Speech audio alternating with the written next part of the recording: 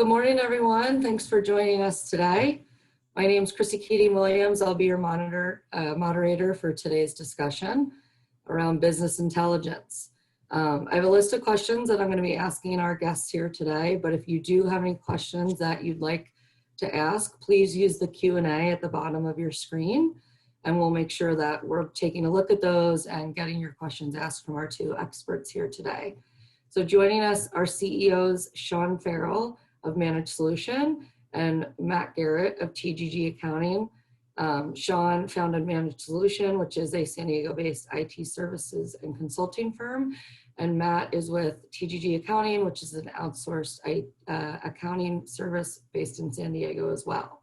As leaders of their organization, they understand how critical business intelligence is, especially during a time of crisis like we're experiencing now with COVID-19. So without further ado, I want to make sure that we get to all the fun stuff here today. So I want to have the two guests here be able to introduce themselves. So Sean, let's go ahead and start with you.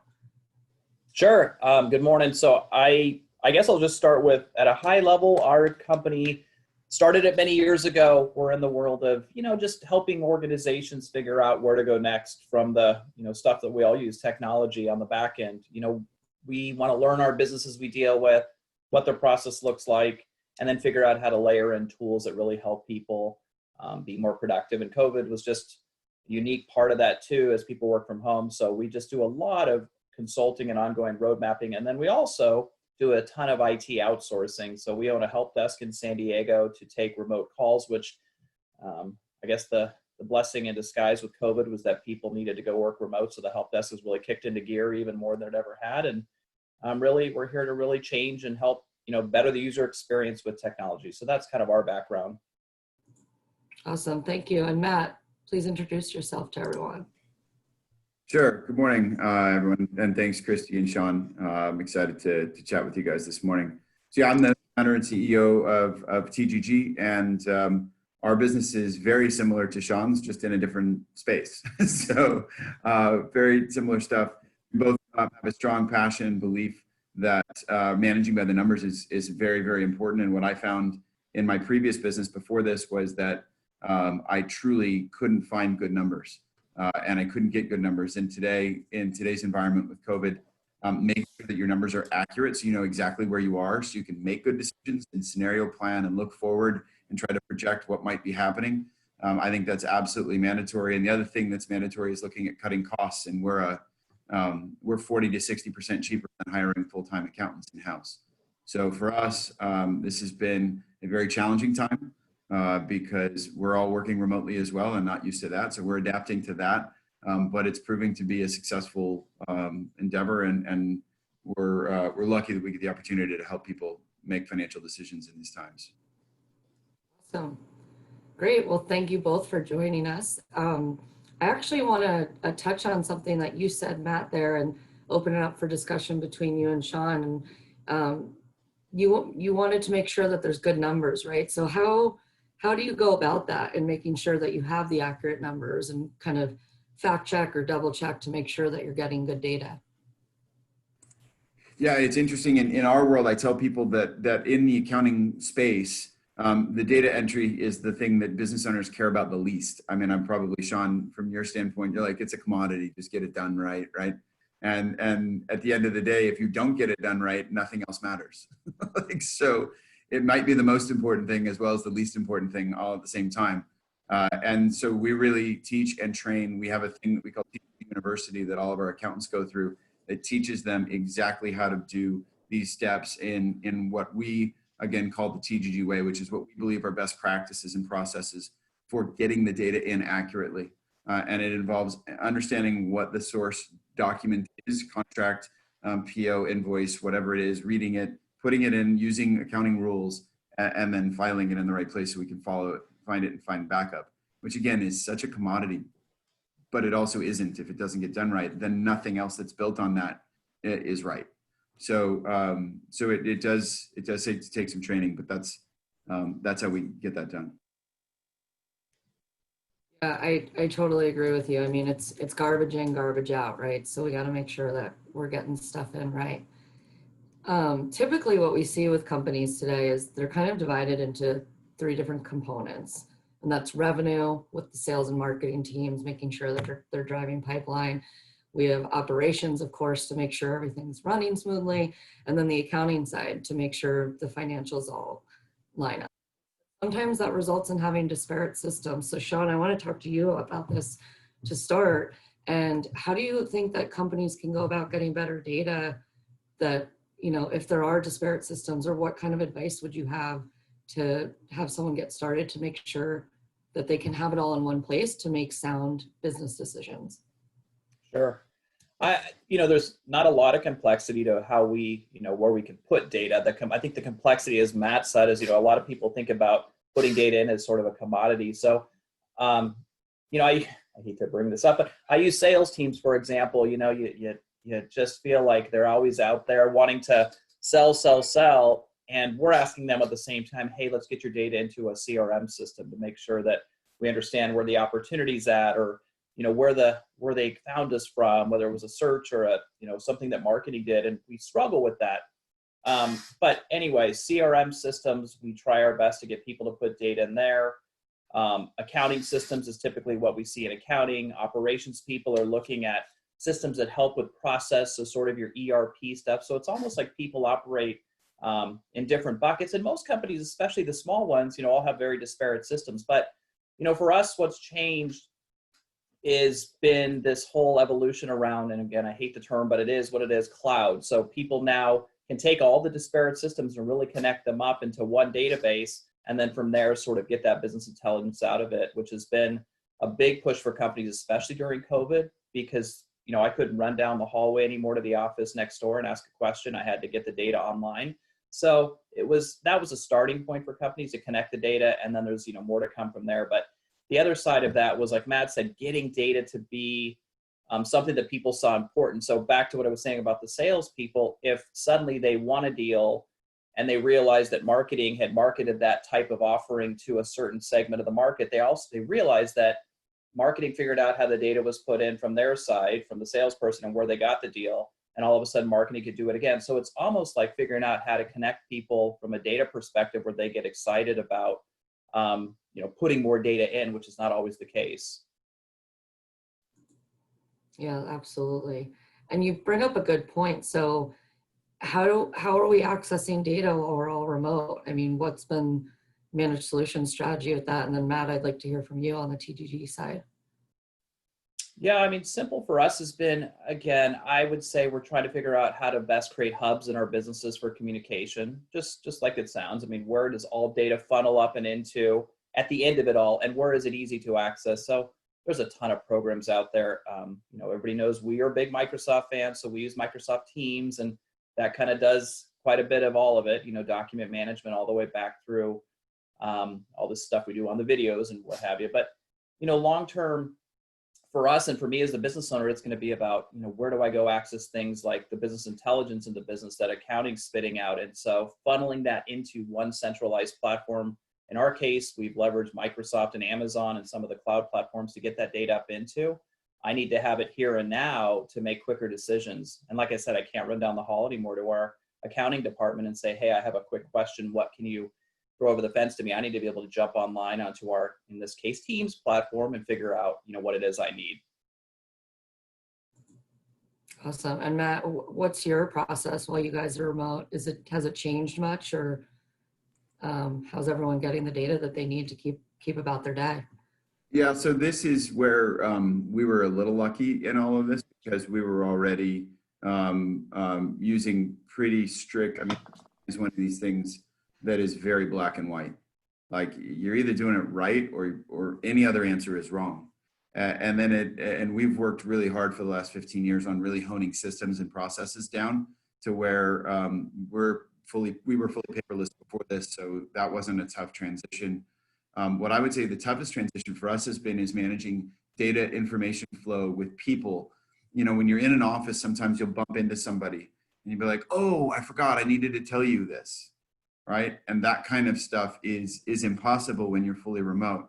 So we've tried to put some structure in place around, we have a weekly or a daily morning meeting every morning at 7:30. Our entire team is together. We've structured some more team meetings together, some places where we're trying to get some structure so that people will have those kind of instant communications. And that, I think, is where we've lost some of the data to really kind of get back into it. And what we need to do a better job of and figure out, and probably could use Sean's help, is how do we capture some of that and then put it into a database of sorts to where we can start to learn from it. And that's, that's one of the things we've lost a little bit on, and we're working towards improving. Yeah, there's definitely been a lot of learning curves this year. I wanted, this one's for Sean. As we're all remote, and Matt said it too, they're trying to all access the data. And being remote, though, poses this new concern for some companies around the security of it all. So, Sean, can you maybe talk about the security piece of it and what maybe companies should be considering as their employees are remote, but still need to access some of the sensitive data, like, financials or things like that? Yeah, I mean, so at a high, well, I keep it a high level for today because security goes deep, but we'll just say this, right? Every business is a castle. We work inside of these walls, or now we're working outside of those walls, in our homes. So it's always, and our homes are our own little castles for our business that we're working in now, right? So from the outside in, there is protecting those walls, and that all, in essence, means how do we make sure that people from the outside, even our kids to some extent, are protecting in advance from threats coming into our organization. So tools that you probably already own from a technology perspective are built right into some of the stuff you use today. So if you're a Google user, an Office 365, or, you just have some form of security tools that are in place. It's just important you get out there and have your organizations make sure they're working correctly. On the inside, as users, there's just a ton of simple stuff that people should be doing. From if I send you a document, Christi, and it comes to your email and I don't want that to go any further, for example, how do I create policies inside of my organization to stop that? And that's, in simple terms, called data loss prevention. Or, how do I make sure I know it's you when you get that code on your cell phone these days, and, you have ways to authenticate or multi-factor authentication, simple stuff that companies not only need to have, but they almost must have it at this point in time, because we've seen a lot more during COVID with some of the hacking and breaches with some of these crypto locker and all these things that have happened in organizations. That just shuts people down completely. So that's that. I would say in the collaborative tools like Zoom and Teams and Cisco and all these products that we're using, on the back end of that, hopefully most organizations have put some of that technology in place to manage what's happening across those video, chat, documents are being sent, so that people from the outside can't really get in and figure out whatever it is they're trying to figure out, passwords or breaches into our data. So it's a strategy that kind of outside of what we do in the productivity space or the day-to-day world, that we have to make sure we figure out and do it quick. Because our kids are in our computers. We have people who are just leaving computers up on the counter, and people jump in and play other things, their games, because my kids are guilty of that with me. And so we just got to be more careful than ever. Yeah. I think a lot of companies are starting to think more about security as we've been put into this remote world, and the ones that aren't are going to get left behind as far as offering security baked into their systems, and the ones that don't address it for their organization are going to, better to be safe than sorry, I think is applicable to that. Going back to the remote piece, and just this interesting year that we're in, I want to hear from both Matt and Sean, and how long should you kind of be planning ahead with with the data that you have? How far in advance should you be looking at, say, pipeline or financial projections, so that when and who to hire or what investments to make, and how much is reactive or proactive in this kind of world that we're living in? And Matt, maybe we can start with you. Sure. So our sort of TGG way best practices are an annual business plan, which we encourage people to start literally right now, September 30th. This is when you need to start doing your goal planning and looking at that. Then in October, you need to start thinking about your org chart and what it's going to look like in 2021. And then you need to start doing your financial forecast and tying it together. All of that sort of stuff is an annual process to create a budget. We believe in forecasting every quarter and reforecasting every quarter. And you're going to look back at the last quarter and you're going to forecast forward 3 quarters. So it's a constant rolling kind of annual process that you'd have. What is unique about sort of our TGG way process, I think, compared to most people, is most people will forecast out their income statement and know kind of that side of it. We actually believe you start with that initial sales funnel that you talked about, Christi, which is what is that initial marketing brick that you need to put into that wall to build your sales process. And so we want to start with that and get all the way through, and that builds our income statement. But then we also want to understand our balance sheet and how strong we're going to be, especially in today's times. Did we get PPP money? Are we going to get a Main Street loan? Are we going to end up having outside financing, and how long is that going to stretch? And then going in through, and that obviously then forecasts out cash flow. And then the final piece is forecasting out an organizational chart. And we're very big proponents about forecasting out an organizational chart and putting organizational descriptions by outcome into that org chart. So rather than saying, oh, we want someone with 3 years of experience, no, we want somebody to do this. This is what they're going to accomplish today, this week, this is this month, this is what they do every quarter. And all those things get updated with the forecast every quarter.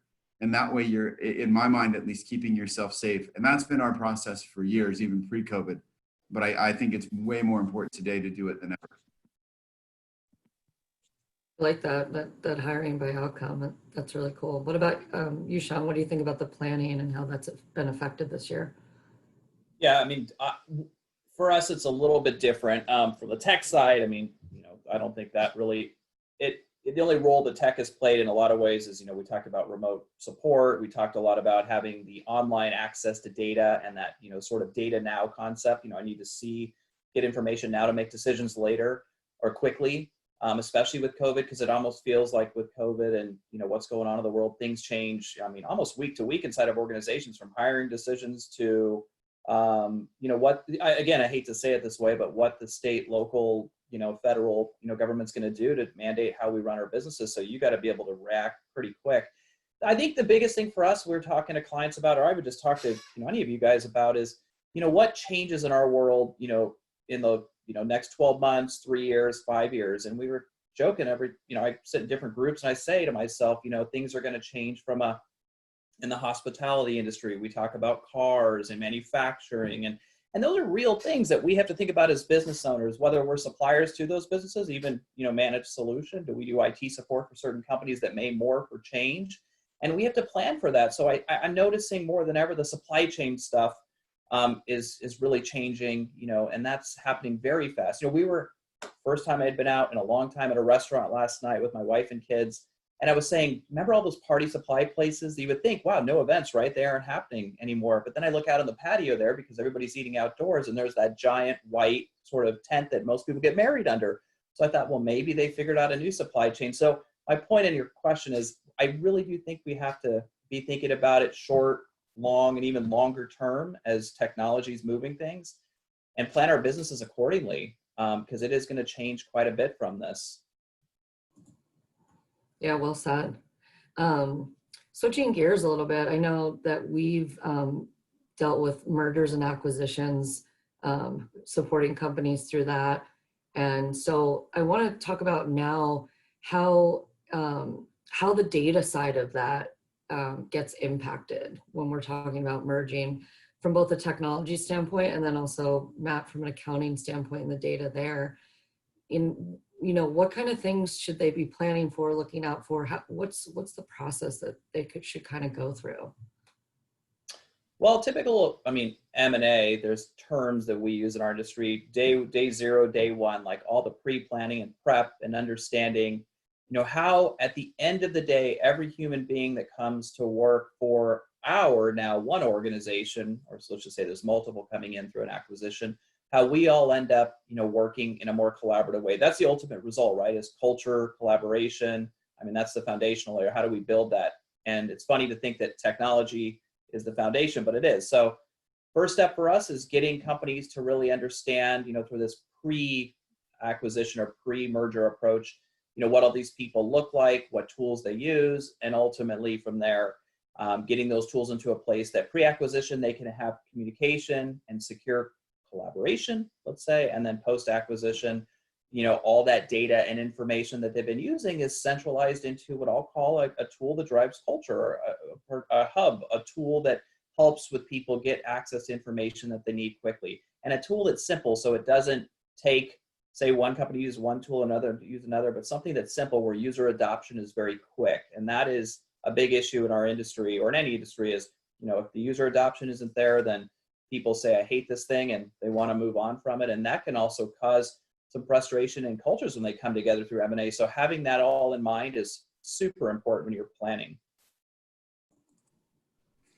Yeah, Sean's stuff is, from an integration standpoint, is way more difficult than mine. Where we work, with people, and I think from a data standpoint, is making sure that their data is accurate on the front end. So that when they go in, and making sure that if they're buying a company, that we get accurate data from that company. In our experience, only about 1 in 50 businesses under 100 million has accurate financial statements. So if that's the case, and you're going to go buy a company, you better know what you're buying. And so we spent a lot of time on that. Last year with our clients, we did $360 million worth of transactions. And so that space is very popular. This year, we have not done nearly as much, but the valuations are higher. And so I think there's actually higher stakes because the risk is higher of the volatility, like Sean was talking about. I mean, I couldn't agree with you. Party supply company, that was the coolest example, because that's the kind of stuff that I'm seeing entrepreneurs go into, but that's like a full left turn. And so if you're evaluating M&A and trying to evaluate the data behind, is this a good deal? Is this a bad deal? Should we go in that direction or this direction? I continue to go back to process. You have to make sure that the data is accurate, and that requires process, because as humans, we're all just going to make mistakes. That's just the way it goes. But the process can catch all those along the way. And that's really where the accounting side comes in on M&A, is to make sure that the data is accurate so that people make good decisions. That's really fascinating that there's that many companies with incorrect or inaccurate data. But it just goes to show you the importance of it when making these really big decisions. So, and speaking of that, I want to hear from both you guys. How are you using data in your role and ultimately in your business, and what kind of decisions are being driven by that data? I'll just give a quick answer, Christy. I mean, I'll use COVID again. I hate to, that's probably not the best example, but well, here we are, so. when COVID hit, we've always had a plethora of different types of clients in terms of industries and sizes. And so when COVID hit, I panicked. I'll be the first to say it. And God, oh my gosh, I was concerned. I knew tech would stay, but I didn't know that some of the customers would stay. And so, and we talked a lot about that. And so what I started to look at was, what customers are going to downsize. And then ultimately what I was really looking for from a data perspective was, what industries, what sizes of companies, and ultimately, what companies are going to grow in this industry. So we started looking back at all our customers inside of a platform that we had built internally, a business intelligence platform, to look at that and be able to say, these are the customers that seem to be thriving in the industries we serve. And so that also helped us retarget, as we all know, from a marketing perspective, those industries and those, high growth sectors at this time. So I had to get access to that data immediately, which we did. And it was pretty amazing. I mean, to be able to have it right at our fingertips. So it helped the marketing teams, it helped finance to figure out, where we quote unquote might not lose revenue because customers were downsizing. So it was a nice win for us to be able to have access to that data right away. Yeah, so we did some stuff similar to what Sean is talking about. I think the other way that I was originally thinking about answering your question, Christy, was more on a day-to-day management side. When we all went remote, that required us to have increased accountability.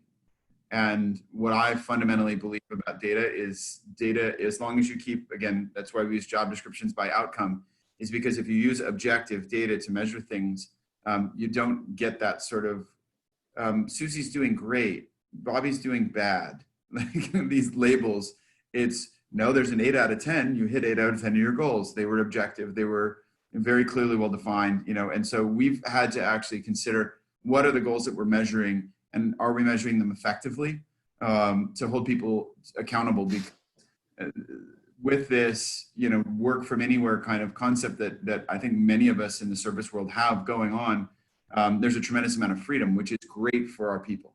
And one thing that I really want to celebrate, but with freedom comes responsibility.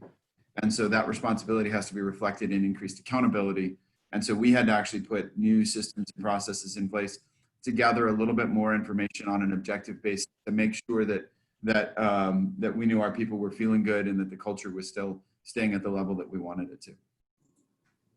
Awesome. I love how much this is going back to culture too, because that's such an important piece of all this, is staying connected and making sure you're empowering your employees to still be the best that they can be in this unique situation. Even though, with Managed Solution, and Matt, you talked about it too, we've had, remote flexibility in the past, but it does change when it's fully remote full time.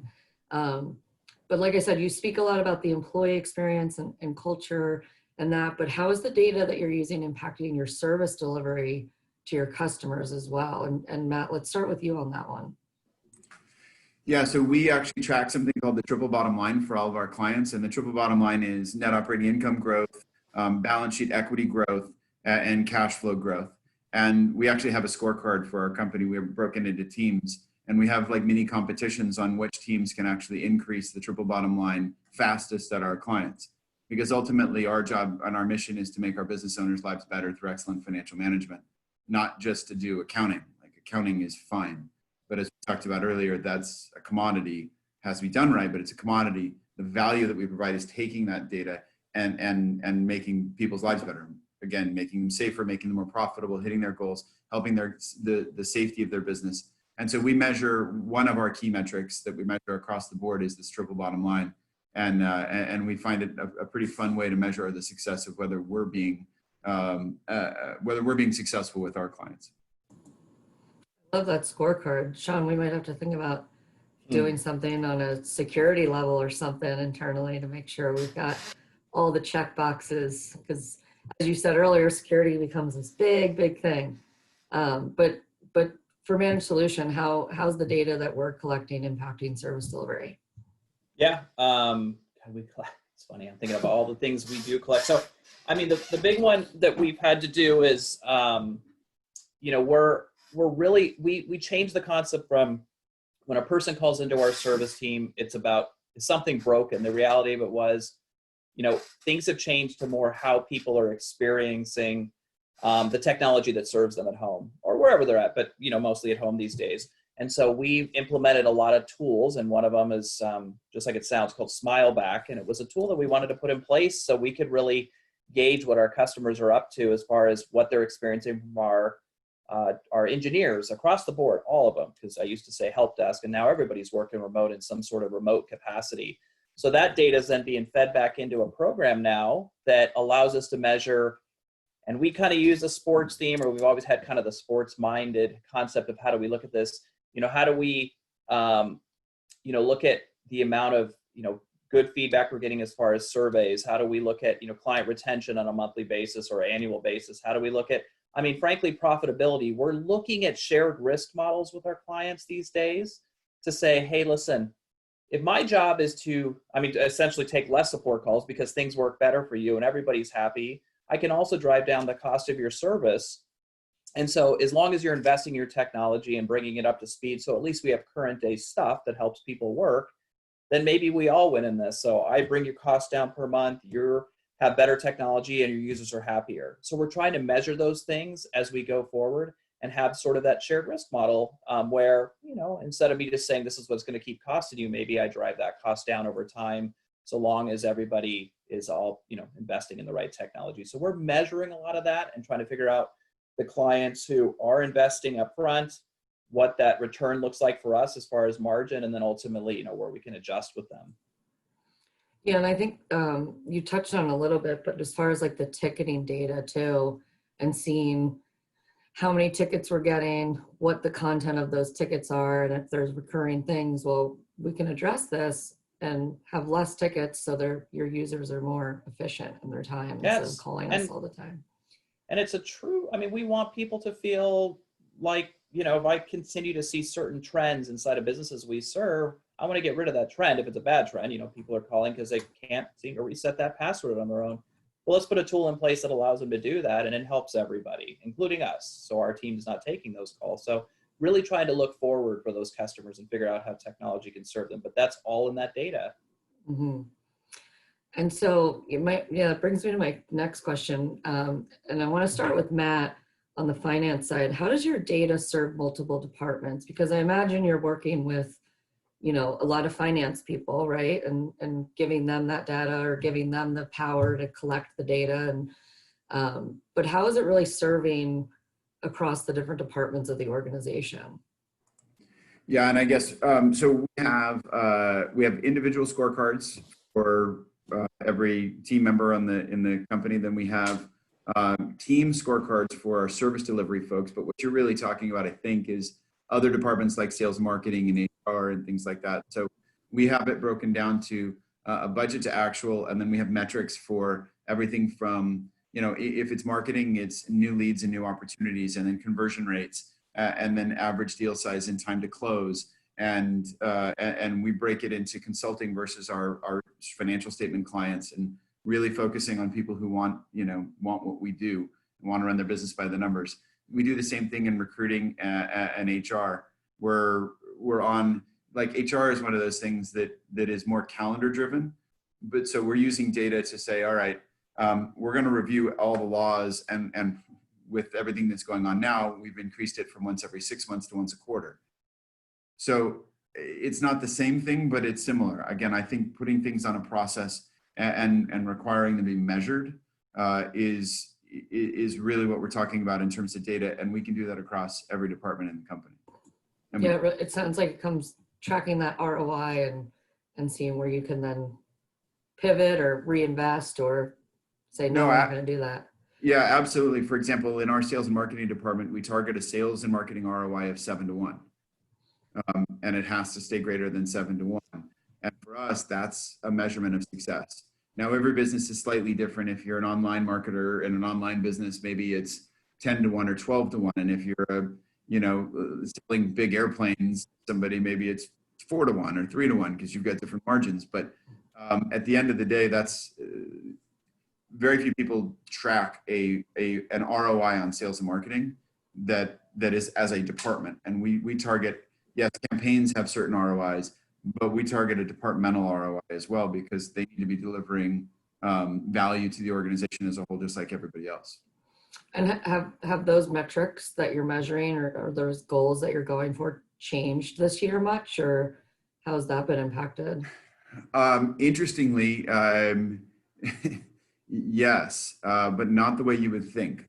So our challenge during COVID has been trying to cut costs for our existing clients. So our existing client base, and they're struggling. I don't know if you guys saw the Reuters data out this morning, but our Q2 economy contracted at 34.2%.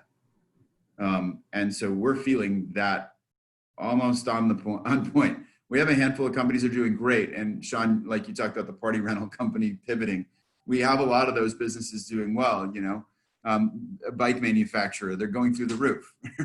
But for the most part, the economy is shrinking and people are shrinking and we're shrinking with them. And so we had to then change our sales efforts and change our sales tactics from one of pre-COVID, our value proposition, for lack of a better term, was we're going to help you make more money. We're going to help increase the value of business. We're going to help you get sold. Today, our value proposition is really around safety. And how do we make sure that you understand where you're going in the future, and you've got insight and you've got peace of mind and you have huge cost savings. So we've had to pivot around that. But has our metric actually changed? No, like our 7 to 1 hasn't changed. And believe it or not, that hasn't changed in like 12 years. Wow, very cool. Changing the message and changing the tactics on the little things and the ROI of, okay, how are we? I mean, we used to do networking nonstop, and that was our business, like marketing. Well, that had to change entirely. So, a lot of stuff did change, but at the core fundamentals of a business, that didn't change for us. Okay, cool. And Sean, going back to the original question, is how is your data serving multiple departments? And I imagine it's similar to Matt, but I'd like to give you that opportunity to speak to that.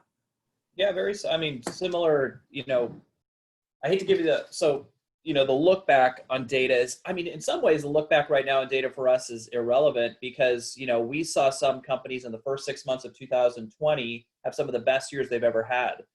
And all of a sudden we're seeing what Matt just alluded to is something, quickly changing in those businesses. So data right now for us is, I mean, very relevant. It's very much a week to week thing that we have to have access to. I mean, from a sales and marketing perspective, everything Matt described, I mean, we've had to somewhat change up our sales strategy. Obviously it was already being done online and a lot of it was being done via, webinars and, all that good stuff. But the reality of it is I think, we're just trying to look at the industries and the places that, right now in the short term, frankly, might be doing good. And then we're also trying to plan for the long term and trying to figure out, what industries and organizations within those industries are going to do well. I'll give you a simple example. Maybe drug manufacturers and or pharmaceutical companies of certain types are thriving beyond belief right now because of what's going on in the world, but maybe that shifts over time. We look at big commercial companies, real estate, we look at tenant real estate organizations that we serve today and we wonder to ourselves, what will happen long term since Matt and I want to work from home all day and sit in the pool. So that's not true. But anyway, my point be it, I do think we need to be looking at it short term and long term. And depending on the type of businesses we run, if we're in the space of, we want reoccurring long-term customers, we may ultimately want to get rid of some of those businesses that may not, make make it through this COVID environment. So anyway, it really just depends right now. It's a month-to-month thing for us, and the data is telling us that story, and it's changing all the time. Christi, can I ask Sean a follow-up question about that? I'm super curious. What data are you looking at, Sean, to give you that in the short run? I get it, right? Like a bike manufacturer example I gave you, or the pharmaceutical company, you can see them popping in the short run. But what data are you looking at to inform your decisions on more longer term, more 2 years, 5 years out, as to what those macro trends might be? Yeah, we're trying to look at like everything by industry. So, we talk about travel and hospitality and manufacturing from an industry like a car industry perspective. We're trying to watch them and see what they're doing and see how it affects the supply chain down through. I'll give you another interesting one is we're looking at like technology industries from like manufacturers who make up hard drives and computers and what they're doing in their industries. For example, one of our clients, Western Digital, they make probably the biggest hard drive company in the world. They're manufacturing more and more and more hard drives more than ever because so much data from the Netflixes and the Amazons and the whatchamacallits, the Walmarts, they're all going online. And that means people need to store more data in the cloud. So we're trying to look at it from a macro level and figure out who is going to own the top of the supply chain. And that's a scary thought right now. We're starting to see this divide in the business. And then how does everybody play under that? From the Amazons to the Walmarts to how do the big technology players play? It's a tough one to figure out, and then figure out what that food chain looks like below it. That's fascinating. Sorry, Christi, I didn't mean to hijack the question. No. But I think what I heard you say, Sean, is you're looking at the macro trend and then really investigating all of the links down where you might not, I might not have looked before. So that's cool. I like that. Yeah, the one thing that a previous boss of mine told me that I always like to think about is also like the effects of certain industries on other industries too, kind of like the ripple effect, if you will. And the example he gave, which was long ago, but when Amazon first came out, for example, like that was awesome and booming for Amazon in the books, but directly impacted that people didn't think about too was UPS and shipping, because all of a sudden that's going up too. So it's interesting to think about the ripple effects of these different industries too.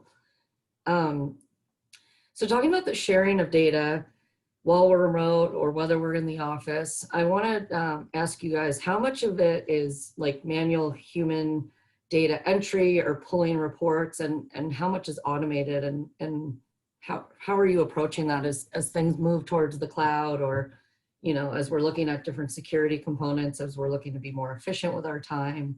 And Sean, let's start with you.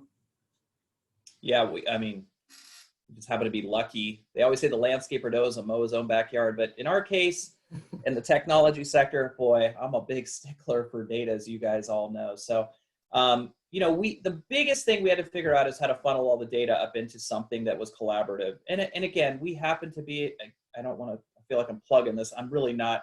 Microsoft Teams is the only product that we've ever seen where you can do all of the good stuff online with the conferencing and the tools, and it's a document management and a data management system from a BI perspective. It has all of it. So that was easy for us because we were already using it for the last 2 years. So I can't stress enough, figure out whatever the collaborative hub is for your business.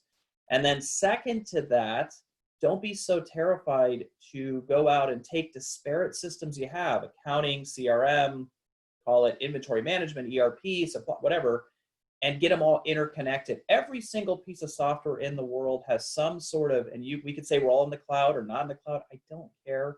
Just get those things interconnected so that data funnels into a centralized database, which the cloud may be good for just that. And then ultimately we can start to, it's like, and we always say like databases are like big trash cans of information.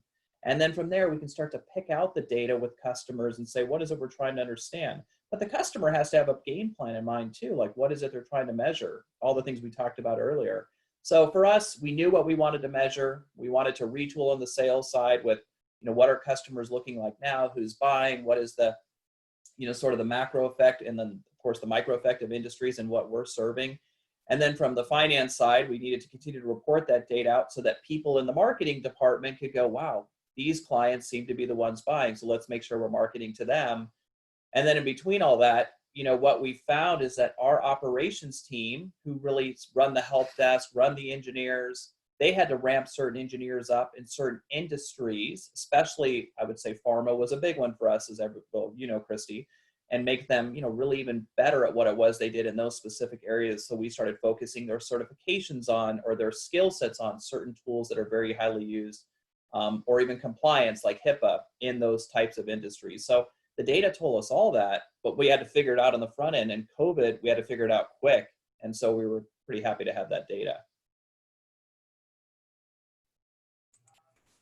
Yeah, for us, I mean, the landscaping is going to change dramatically over the next 5 to 10 years. Data entry, in our opinion, is dead and dying, and we're gonna see the advent of things like blockchain taking over and starting to really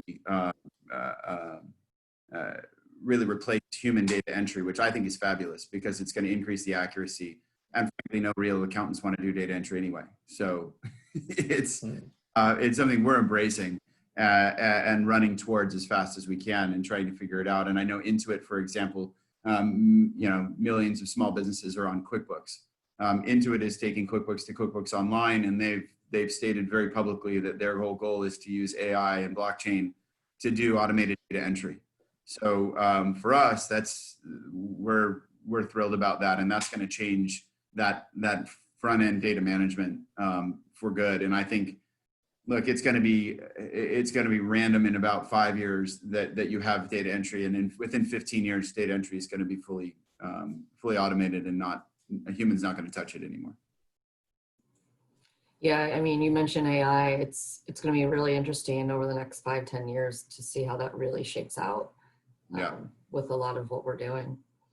So there's so much data now, right? I mean, we're all talking about the data and the business intelligence, and it's what really helps companies make decisions. But with so much exponential growth in data, how do you pick the gold amongst the noise? And because I feel like, I mean, me as a marketer, I can be looking at a report and I'm like, oh, that's interesting. And it's like, well, is it interesting or is it actionable? Right? And so how do you, Sean, I'll start with you. How do you pick the right data to look at to make decisions? Because it couldn't be overwhelming. And I'm sure some people listening in are feeling a little overwhelmed sometimes. Yeah, well, I mean, I think we always say, like in the accounting space, the one thing that all companies want is sort of that we want the data to be the story that's told through the business. Here's what you guys need to do in your next chapter. And that's what we look at accounting. For us, it's been trying to understand, in our world and in the services space, people love reoccurring revenues, investors do from the outside. you know, in the software companies like the Microsofts, the Amazons, they're selling everything as a service. Everybody likes products or services as a service these days. So for us, the most important measurement is trying to figure out, you know, what customers are coming in to us that really want to buy from us as a service, just on the services side. And then what does the product look like that we're reselling to those customers now? Because we never sold product in the past. I was really against it. That really adds to that service piece.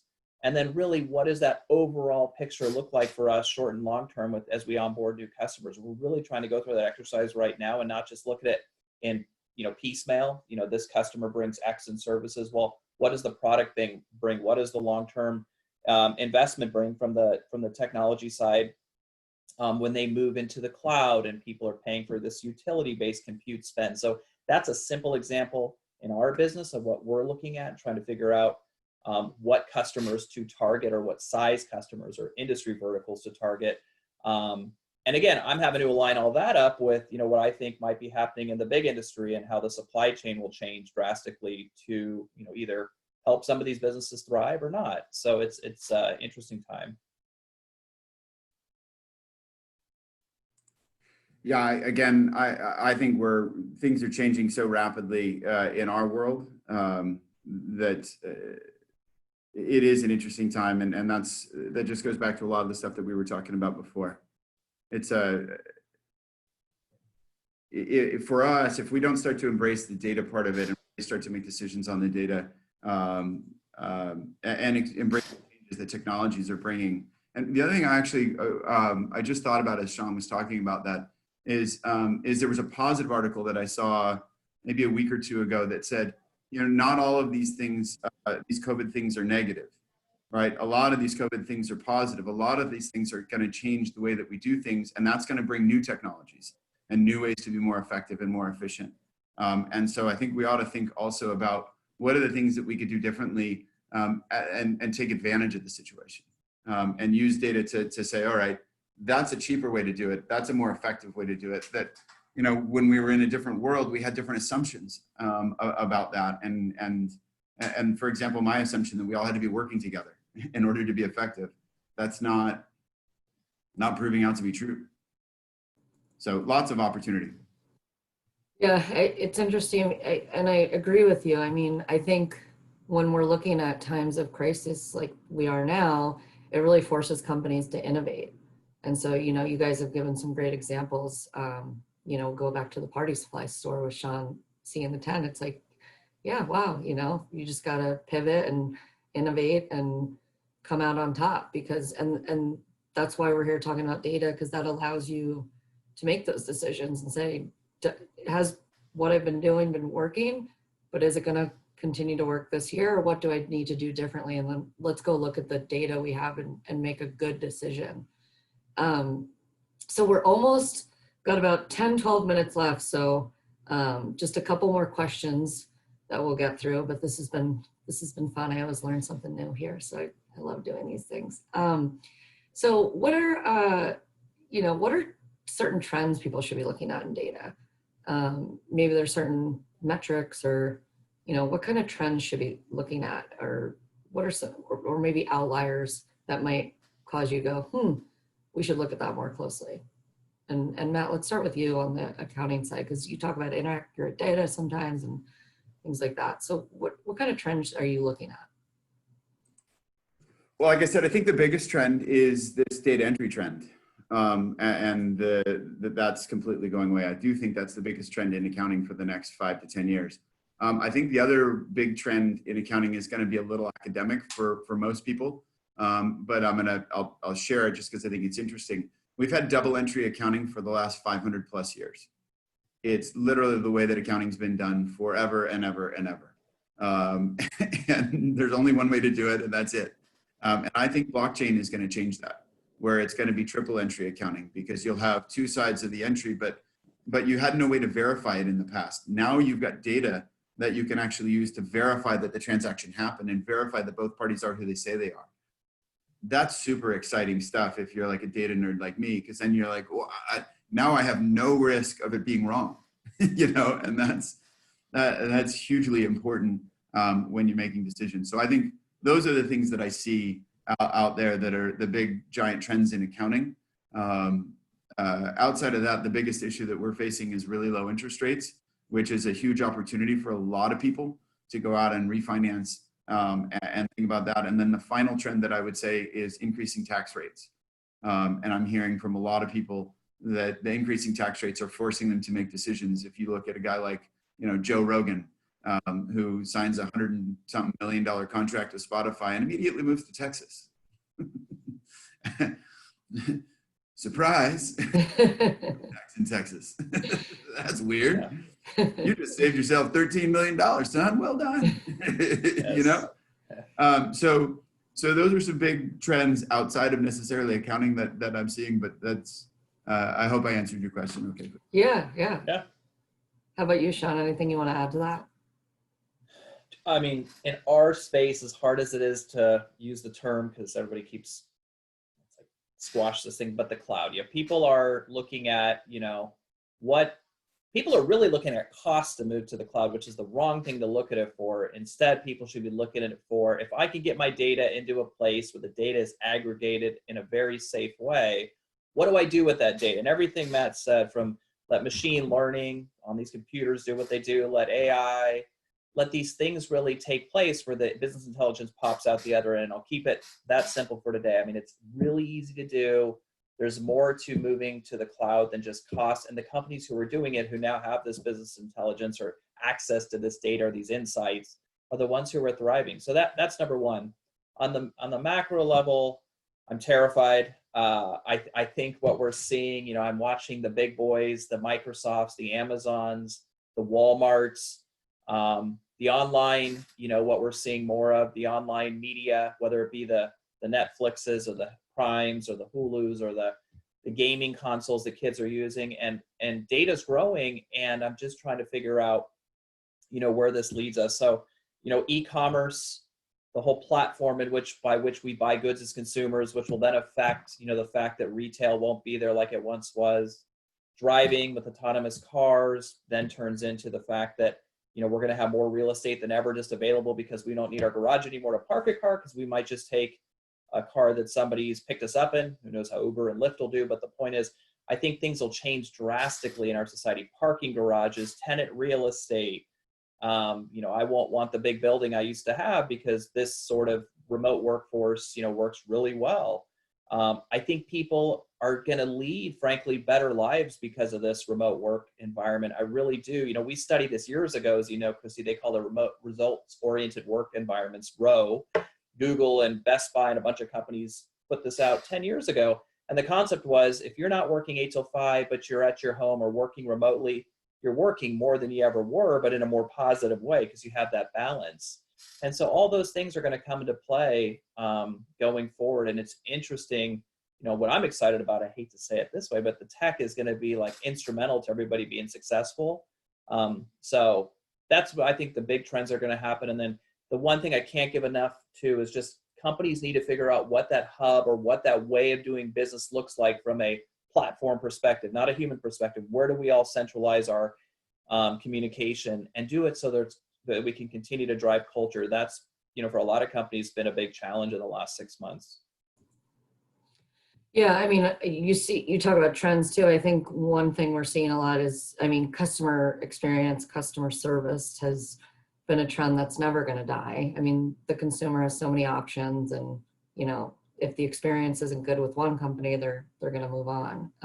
Isn't it interesting I was going to say to that, isn't it amazing how I think when we could, not that we can't, but we really physically were there with one another, I think people bought for the wrong reasons. They bought because they liked the feeling of sitting across the table from somebody, or they liked that beer or drink they had at the bar, versus right now, this digital platform is going to enable the best of the best to do better business together, because it's going to be all about delivering great service at the end of it all, not because I like the person I sat by. So that's going to change a lot. Yeah, and I think it can be applied for the employee experience too. I mean, the hiring process has changed, the onboarding experience has changed, but the companies that do it right are going to be the ones that get ahead. And lucky for us, technology is always going to be around, and finance isn't going anywhere either, because you need the dollar bills to make the decisions and keep the business going. So the last question I want to end on is, For those who aren't currently paying attention to data, or for those who don't have some sort of business intelligence dashboard, what would be the top 1 or 2 metrics or pieces of advice that you guys would have to get someone started? And Matt, we'll start with you. So can you rephrase the question? I want to make sure I understand it right. Yeah, so, you know, if people, go ahead. yeah, Sorry. if people aren't looking at data right now, or they're feeling overwhelmed by data, I mean, where should they start? Is there certain metrics they should be looking at, or what's kind of like the first plan of attack? So my experience is a little, I guess the reason I'm hesitating is my experience is a little different from that. I think we're overwhelmed with data in daily lives. I mean, I was talking with a friend earlier this morning about like statistics, and NPR put out a statistics that 1 in 10 children have been infected with COVID. It's a massive problem, but only 1% of those ever experienced any symptoms at all. And only 0.1% of those people who experienced symptoms actually had to go to the hospital. And they all had pre-existing conditions. Like, that's just a mountain of stuff to be like, I don't even know how to feel about that. I don't want kids sick, but wait a minute, they're not having symptoms, and what the ones that did, so we're inundated with data every day from the press and the media and everything else. But what I find is actually inside of our businesses, people are not using data, not nearly as effectively or as efficiently as they could be. And instead they're making gut decisions, mostly gut decisions. And I think that's where I find the challenge is I'm actually out there preaching similar to Sean, like, guys, you know, take your gut decisions. That's great, but then apply the data on top of it to make sure that you're checking your gut a little bit. And that's really where, you know, I think the opportunity lies, in my opinion. One of the opportunities that COVID has shown us is that when you get stressed out, the only thing you can really rely on is the numbers, the accurate numbers. And so when is all this, you know, when we're in the system where all this stuff is flying all over the place, I think people need to focus more on data and not get overwhelmed with the situation and go like, slow down, you know, slow down, focus on exactly what you know to be true. Don't try to extrapolate into 20, 30 other things. That's great advice. Thanks, Matt. How about you, Sean? I was thinking about it. So my first piece of advice is, you know, have something right now in current day that is measurable for you. Like you want to measure from a KPI perspective, you know, because I would have said 6 months ago, have more of a long-term key performance or indicator or something to that effect. But I would say now have something that you want to be able to measure on a monthly basis and figure out how to get that into a data format.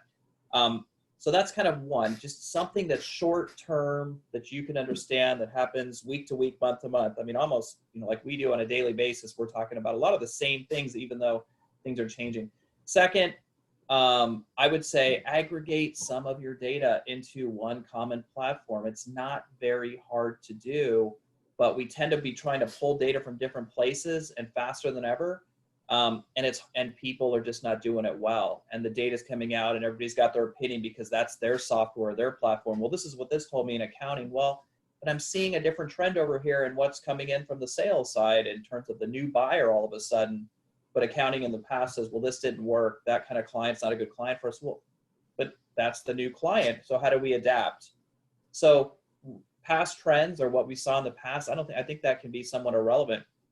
And then the third thing I was just going to say is, I think a lot of companies, I would imagine, and again, I hear this all the time from our own customers, is that they just don't have, or they haven't spent the time getting data. So not even, you know, I keep using this term data now, like people really are craving it.